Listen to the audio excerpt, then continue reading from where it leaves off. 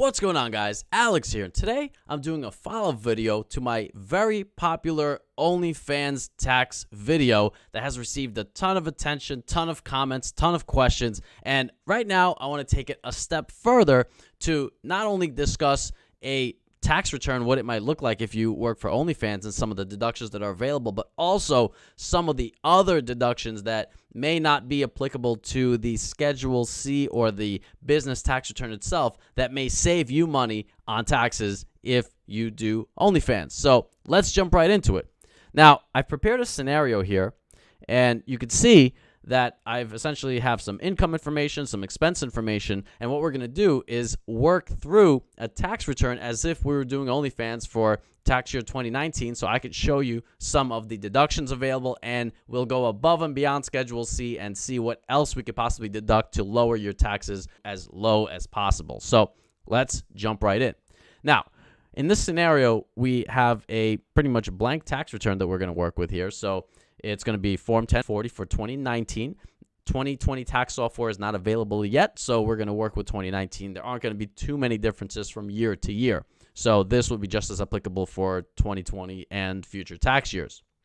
So right now, there's nothing really going on the return. It's just a standard deduction of $12,200. That is just what you get for the single filing status, and everything else we're going to fill in right now.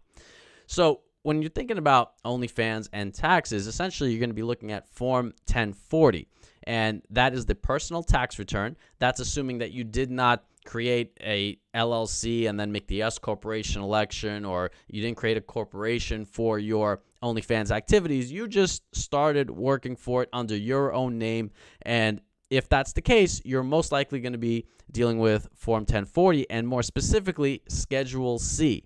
Now, let's follow the flow of how this all works. We're looking at Form 1040. Now, we see there's a line on here that says other income from Schedule 1. So let's take a look at Schedule 1. And in this case, we see that in Part 1, there's an additional income section, and line 3 is labeled Business Income or Loss Attached Schedule C. This is where a lot of the magic is going to happen, so to speak, if you're doing OnlyFans in terms of reporting the income or losses that arise from those activities. So in this case, we're being led to Schedule C. Let's take a look at it. And now in the other video, I did give a breakdown of how Schedule C works. So right now I'm going to get in a little bit more detail, cover some of the things I didn't cover in the first video. And of course, we're going to run through that example, put some actual numbers in here, see how everything plays out, and then discuss those additional deductions that you may be able to take to further reduce your tax liability. So let's take a look at Schedule C in detail here. The idea is it's reporting profit or loss from a business. And as we go through here, the principal business or profession is just a description of what you're doing. Now, how specific you want to get with this is up to you, but in general, if you are doing OnlyFans and you're providing entertainment, then you might be able to throw entertainment in there. So you don't have to get super specific, but you do have to be descriptive of what the activity is so that the IRS or whoever else is looking at the return can understand what sort of business this is. Now, if you have a different name that you're doing business under, if you have a DBA that you filed or doing business as, you would put that name here. So if there's no separate business name, you'd leave line C blank. Otherwise, you'd put your business name in there. So if I was doing business as, let's say, Alex Efros Productions on OnlyFans because I have a DBA, that's where I would jot that down. Aside from all of this wonderful information, you'll see line F is referencing accounting method. And you can choose from cash or accrual. Now, we can get really technical in terms of the explanations between cash method and accrual method. These are essentially accounting methods. The cash method allows you to recognize income when it's received and recognize expenses when they're paid. All right, so cash method is very simple. So when you receive cash, it's income. When you're paying out cash for expenses, those are expenses. So there's not really much complexity to that. On the other hand, the accrual method allows you to take income into account when it's earned, not necessarily when it's paid. So you can earn income, let's say in 2019, but receive it in 2020. In that case, there's going to be that bit of a timing difference under the accrual method. So under the accrual method, you'd recognize the income when it's earned. recognize expenses when they're incurred. Notice it's not received and paid, okay? If you're taking into account income when it's received and expenses when they're paid, you're using cash method. If you're taking income into account when it's earned and you're taking expenses into account when they're incurred, that's accrual method. So don't need to get too specific there. If you're keeping it really simple and using the cash method, then essentially that's the default that many people fall into, is because it logically makes sense. You received cash in a certain year, it's income. You paid expenses a certain year, it's generally an expense. So very straightforward if you're going with the cash method. You can avoid a lot of the complexities of going with the accrual method. So line G asks if you materially participated in the operation of this business throughout 2019. And this generally has to do with a passive loss limitation and things of that nature. And if you were doing OnlyFans, you're in front of the camera, you're setting up the lights, you're editing the videos, you're doing the advertising and the marketing, you materially participated in the business, okay? So you can go ahead and check that off as yes, because that is essentially what that question is going for. They want to ensure that this wasn't some passive thing that you're not really involved in which case the passive loss rules may kick in. So that is how you take care of line G. Let's look at line H. If you started or acquired this business during 2019, check here. Easy enough. So if you started your OnlyFans activity in 2019, you check that off. If not, then you leave it blank. Generally, in the first year, you always check that box. Now, line I has to do with making any payments in 2019 that would require you to file forms 1099. So 1099s must generally be filed if a business owner is paying another service provider for their goods or services. So generally the limitation is $600. If you're paying somebody over $600 to, let's say, star in one of your videos or help you with camera work, help you with lighting, editing, things like that, if they are not operating as a corporation, then you typically as a business owner have to issue Form 1099 Miscellaneous or Form 1099 NEC to that individual, to that other business. So keep that in mind, because this is often forgotten, and then you get to the tax return, it asks you if you made any payments that would require you to file Form 1099. You may need to check that off as yes if you exceeded that $600 threshold to any particular individual throughout the year or business. And if yes, did you or will you file the required Forms 1099? So what this is trying to do is catch you in saying, oh, well, yeah, there was the requirement, but I didn't do it, and I don't plan to. That's a great way to be penalized for not filing the 1099s as required. So just keep that requirement in mind. That's what those questions are going for. The only other thing to take into account is the employer ID number, or the EIN. So when you are operating a business, you have the choice as an individual to either use your social security number to provide to your clients so they can give you a 1099 if necessary. Or you can get an EIN, or employer identification number, which would allow you to avoid sharing your social security number with a whole bunch of different people, right? Because if you have, let's say, 15 clients for your business throughout the year, now, if you're doing OnlyFans, it would just be the one. But if you had a bunch of clients that you're dealing with, they all need to issue you 1099s, you would have to give them the W-9 form with your social security number unless you get the EIN. So getting the EIN would allow you to then avoid having to give your social security number out to more people that need it. So identity theft is prevalent enough as it is. You don't need to make it easier for anybody to steal your identity. So that would be the EIN that you put here. If you have it, if you don't, then you don't need to fill that out. Essentially, your social security number will be the assumed ID number for your business activity. And again, we're denoting that we're using the cash method. Very important. And let's see here. We got the first Schedule C filed for the business. Let's check that off. And let's see that. If we're required to file Forms 1099, let's take a look. What was our contract labor? $2,300. So there's a good chance that we paid an individual over $600. Let's assume that we did. And in that case, let's assume that we have a 1099 filing requirement. So let's say yes. And let's see what that does. So now we have the cash accounting method. That's the default. That's the easy way to go about it. Not too much complexity there. Did you materially participate? Yes. If you started or acquired this business in 2019, check here. We did. Did you make any payments in 2019 that would require you to file Forms 1099? Yes. And if yes, did you or will you file Forms 1099? Yes. Looks good. Makes sense? We move on. All right. Now, going into the income portion, let's take this $50,000.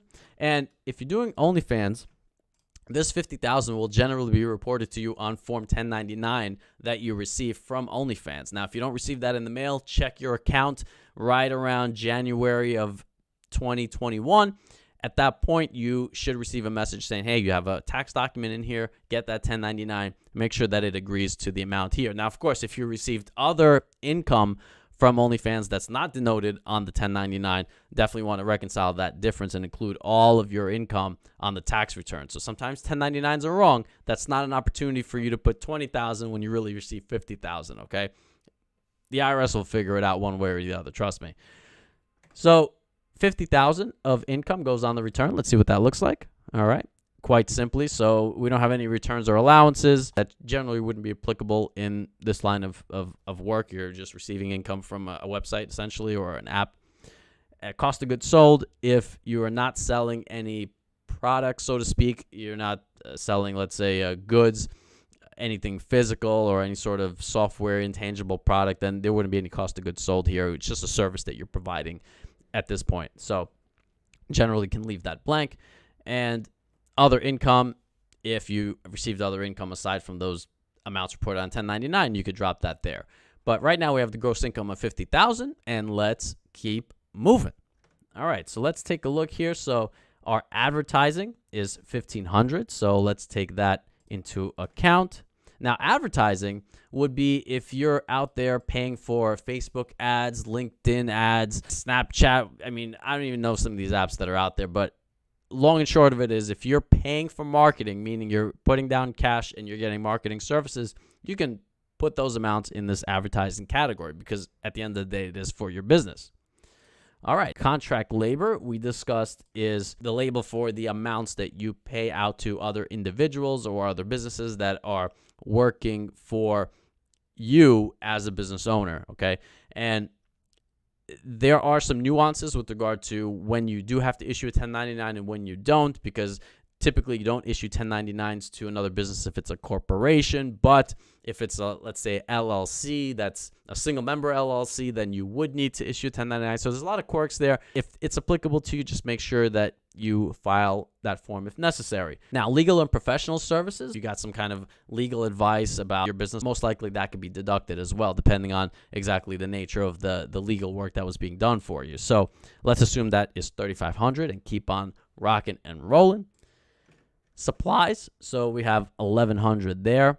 And be careful with supplies with regard to OnlyFans because the tax code is written in such a way as to discourage deductions for items that can be used for personal purposes as well as for business purposes. So if there's a significant personal element, let's say you bought an outfit that you used on OnlyFans, but you can also wear that outfit when you go out to the nightclub and to the bar and things like that, generally that's not going to be deductible. Even though it may be helpful for your OnlyFans, there's a significant personal element to those assets, and that would render those most likely not deductible. Now, if the costs are significant, if you're buying an $8,000 camera, you don't want to put that into supplies, okay? That's going to be treated differently. Typically, supplies are things that you use up within a year, okay? If you're buying, let's say, printers and things like that, then those are going to be treated differently. But more or less, things that you buy to use for business purposes that are going to be used up throughout a year really would fall in the supplies category. All right, so taxes and licenses. Now, be careful with this one because what can happen is that if you are doing OnlyFans in a particular city, if that city has a city tax or a county tax, municipal tax on businesses, just be aware that since you're filing Schedule C, they're going to treat you as having a business. And what can happen is, let's say if you're working in the city of Los Angeles, where I am, they have a LA City business tax. And business owners often forget all about this because it's not really obvious when you start a business that this is applicable. So what can happen is that they file Schedule C with the IRS. LA then gets those tax returns, sees the address on Schedule C, cross-references it to their database. If you haven't registered, then you get a nasty notice in the mail. So just be sure that you treat your business like a business because OnlyFans is a business for tax purposes. So your county and your city and your municipality may want to get a piece. All right. So make sure that you are in compliance with all those different rules and regulations and the taxes. In this case, if you did pay those taxes, they would generally fall into this taxes and licenses category. You might also need a business license where you're located. So take that into account. Those costs are deductible as business expenses. So we entered all of our expenses. Let's take a look at what our Schedule C is shaping up to be. All right. We got the $50,000 in income. We've got $1,500 in advertising. All right. We've got $2,300 in the contract labor. We have legal and professional expenses of $3,500. Good so far. We've got the supplies of $1,100. We also have the taxes and licenses of $700. So far, so good. We're getting there. We're getting things done. Now, the total expenses are $9,100. It reconciles to our records. Perfect. The tentative profit and loss is $40,900, which also agrees. All right. So hopefully you guys can see that once you reconcile your income, you classify all your different expenses, Schedule C is not all that painful. Now, I probably shouldn't be saying that as a tax preparer, but hey, I'm here to help you guys. So at the end of the day, you can see that it's pretty straightforward in terms of how you're putting it together. A lot of the work actually happens in categorizing the expenses, okay, and knowing which group your expenses may fall into. Now, just keep in mind that there is line 27 that is labeled other expenses. It says that it's from line 48. If you scroll down to the next page, you'll see that there's a place to input other expenses. Now, you don't want to get too creative here. You want to basically stick to the everyday categories for a regular business. Now, one big mistake that I often see on Schedule C is there's an item here called Miscellaneous Expenses, and you'll have a business with $10,000 in income and miscellaneous expense of $380,000.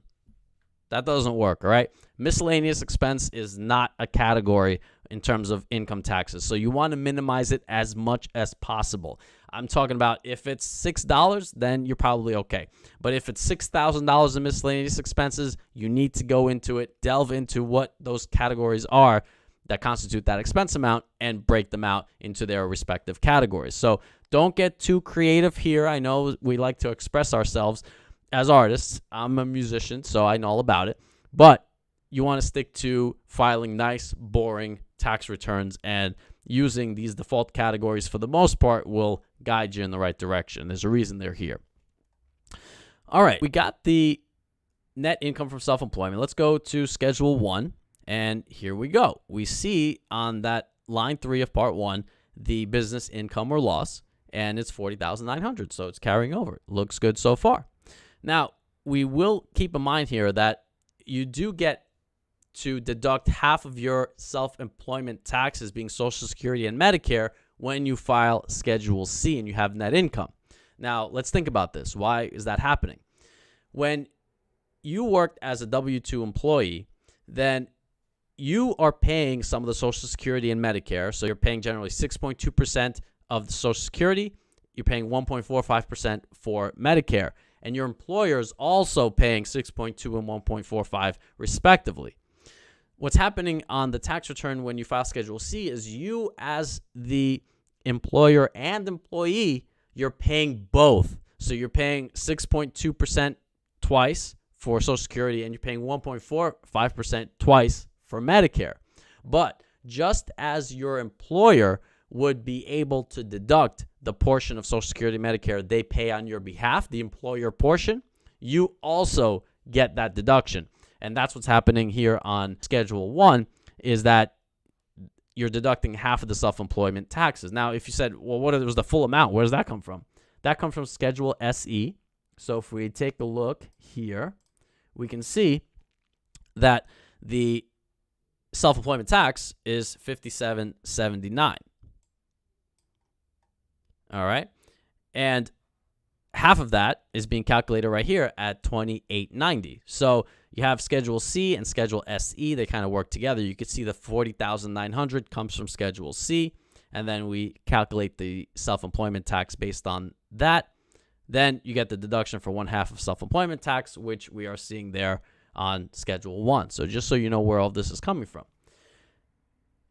let's take a look at Form 1040 now. So we talked about the amount from Schedule 1 being $40,900, and now we have the adjustments to income from Schedule 1 being that $28.90. All right. We also have the qualified business income deduction. I could talk about this deduction for hours, but I'm going to keep it real straightforward here. It's also known as QBID, or if you want to get technical, Section 199 Cap A deduction. But more or less, it was put forth by the Tax Cuts and Jobs Act, and it began in 2018. It's relatively new. The idea was that when the Tax Cuts and Jobs Act reduced the top corporate tax rate, they also reduced the amount of taxes that individuals would be subject to, just to keep it fair. So the top corporate tax rate was reduced to 21%. And they said, well, if you don't have a corporation, what benefit do you get? I mean, if we create a benefit only for corporations, everybody's going to want to be a corporation all of a sudden. It's not going to be fair. This deduction was structured in a way that even if you're self-employed, you get that deduction based on the essentially taxable income or net income from your business. It gets much more complex than that. Don't quote me on that. There's a lot of nuances to this calculation, but more or less know that it's right around 20% of taxable income or the net income from your business, whichever is smaller. That's all I'm going to say about QBID for now. If you want to know more about it, definitely do some research on it, because it is very interesting how it's put together. But for now, that's all I'm going to say about it. Now we have this tax return. Let's take a look at the taxes. All right, so we have the taxes being calculated just based on the tax brackets right here, 2281. And on top of that, we have the other taxes being the self-employment taxes that we discussed, which gives us a total tax of $8,060. All right. And being that we didn't make estimated payments, we're going to assume that we didn't throughout the year. There's also penalties being assessed there. So with all of this, we want to go back and see how we can reduce our tax liability, right? Because it's kind of ugly right now. And the one thing that I often see overlooked for self-employed individuals is the self-employed health insurance coverage deduction. And these are the premiums that you pay for your health insurance if you're self-employed. So assuming you don't have another job and you're covered by their plan and so forth, if you're paying for a plan as a self-employed individual, then there's a deduction available for that. And it's an adjustment to arrive at AGI. Let's take a look at how this works. So let's assume that this amount is $5,000, because we all know healthcare costs a pretty penny here in the United States, right? All right, so let's take a look at how we can deduct that. So this line is labeled premiums not entered elsewhere, okay? So we want to make sure we're not double dipping with our deductions. And look what happens. So now we go back to the tax return. We go back to Schedule 1, and we see this $5,000 deduction is in full making its way right to the Schedule 1, and it's reducing our taxable income, if we see here, because now our adjustments to income from Schedule 1 increased to $78.90, consisting of the $28.90, which is the half of the self-employment tax. That didn't change. The deduction is happening here on Schedule 1, which is separate from the self-employment tax calculation. So now let's look at the tax liability. First of all, what was it before? Let's remind ourselves before this deduction. What was the original tax liability? Okay, let's take a look. And that is the 8060 amount. So 8306, let's call it, with the penalties. All right. So now with the tax liability after the self-employed health insurance deduction, now let's put in the 5,000. All right. And now we're at 7812. What's the difference there? All right, so just by entering our self-employed health insurance premiums, we saved almost $500 on our taxes. Simple as that, all right? Often overlooked, but you see how quickly you can reduce your tax liability. It's a beautiful thing. Same reduction will happen at the state level, though, at whatever those tax rates happen to be, but certainly is not something you want to forget. Now, on top of that, we have the retirement plan contributions that we can play with, right? Because when you have self-employment income, one of the opportunities there is to see what you can do from the perspective of contributing to a retirement plan. Because essentially you're a business, and just like any other business, you can have a retirement plan that you can contribute to. So some of the options here are an IRA, so an IRA, which pretty much anybody can have. You don't need a business to open an IRA account, but that's one of the possibilities. The downside is the maximum contribution is relatively low at right around $6,000 at the moment, but it's available. On the other hand, if you wanted to contribute more to a retirement plan, you may consider a SEP or self-employed pension plan. Okay. On the other hand, there's also a simple plan that can also allow you to defer some income taxes in a particular tax year. Now, if you wanted to maximize your deductions, then you may consider a solo 401k plan. That's really going to allow you to get the maximum bang for your buck in terms of deductions. Of course, retirement plan contributions and all of this stuff, it can be a college course in and of itself. I'm going to try to compress as much as possible. Again, this is super simplified. Don't rely on this without getting the help of a tax professional. I can tell you, you can run into some serious issues here if this is not done right. But let's assume that you have in place a solo 401k plan and you're making both profit sharing or employer contributions of the maximum amount, and also that you are doing the maximum quote unquote salary deferral contributions. All right. So let's assume that all of that is happening. Okay. So we have the profit sharing and elective deferrals maxed out. What does that do? All right, let's take a look at our tax return. So now we see that our adjustments to income increased quite substantially. It's $34,492. What happened? Now, taking a look at the form, we see that there's self-employed, SEP, simple, and qualified plans. The 401k falls under the category for qualified plan, $26,602. So that means you're taking $26,602 and you're placing it into that 401k plan. There's a whole lot of implications that deal with that, but there are a whole lot of qualifications. There are a whole lot of implications that result from that, but the point is that you're contributing that $26,602 amount, and essentially you are not able to touch it until you're in retirement. Okay, so keep that in mind. But let's see what that does to our tax liability. So we have that deduction, all right, and our taxable income drops to zero. Interesting. And what is our total tax then? Our total tax then is $59.56. So tax liability after self-employed health insurance and retirement plan contributions. All right. Now we're at $59.56. All right. So what's the difference here in the tax liability? Pretty significant. Okay.